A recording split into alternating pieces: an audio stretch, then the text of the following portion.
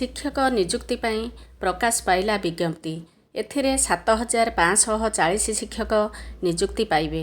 OSSC regular teacher ପାଇଁ online form ଆବେଦନ 11/12/2022 ରହିଥିବା ବେଳେ ଲାଷ୍ଟ ଡେଟ୍ 9/1/2023 ରହିଛି। ମିନିମମ୍ ଏଜ୍ ଲିମିଟ୍ 21 ବର୍ଷ ହୋଇଥିବା ବେଳେ ମ୍ୟାକ୍ସିମମ୍ ଏଜ୍ ଲିମିଟ୍ 38 ବର୍ଷ ରହିଛି। ଏହା ସହିତ ଲିଖିତ ପରୀକ୍ଷା ଏବଂ ଇଣ୍ଟରଭ୍ୟୁ ଦ୍ୱାରା କରାଯିବ। ଲିଖିତ ପରୀକ୍ଷା ଉଭୟ ଓଡ଼ିଆ ଏବଂ ଇଂରାଜୀରେ ହେବ।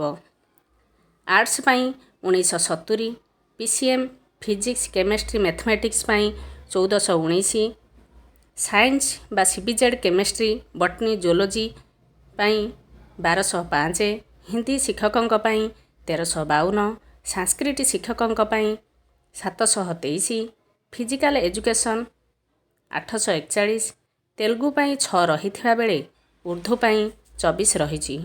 ଉଭୟ ଓଡ଼ିଆ ଆଉ ଇଂରାଜୀରେ ପରୀକ୍ଷା କରାଯିବ। କେବଳ ଲାଙ୍ଗୁଏଜ୍ ପେପର ବା ଓଡ଼ିଆ ପେପର ଛାଡ଼ି ବାକି ସବୁ ପେପର ଓଡ଼ିଆ ଆଉ ଇଂରାଜୀ ମାଧ୍ୟମରେ ପରୀକ୍ଷା ଦେଇପାରିବେ। କମ୍ପ୍ୟୁଟର ପରୀକ୍ଷା ମଲ୍ଟି ଚଏସ୍ରେ ପରୀକ୍ଷା କରାଯିବ। TGT ଆର୍ଟ୍ସ PCM CBZ ପାଇଁ ପର୍ ମନ୍ଥ 35,400, ହିନ୍ଦୀ ସାଂସ୍କ୍ରିଟ ତେଲୁଗୁ ଉର୍ଦ୍ଦୁ ଟିଚରଙ୍କ ପାଇଁ 35,400 ରହିଥିବା ବେଳେ ଫିଜିକାଲ ଏଜୁକେସନ୍ ଟିଚରମାନଙ୍କ ପାଇଁ per month 29,200 scale of pay ରହିଛି। PT ପୋଷ୍ଟ ପାଇଁ PWD କ୍ୟାଣ୍ଡିଡେଟ୍ ଏଲିଜିବୁଲ୍ ନୁହନ୍ତି। ଭିଡ଼ିଓଟି ଭଲ ଲାଗିଲେ ସବସ୍କ୍ରାଇବ୍ କରିବା ସହିତ ଲାଇକ୍, ସେୟାର, କମେଣ୍ଟ କରନ୍ତୁ।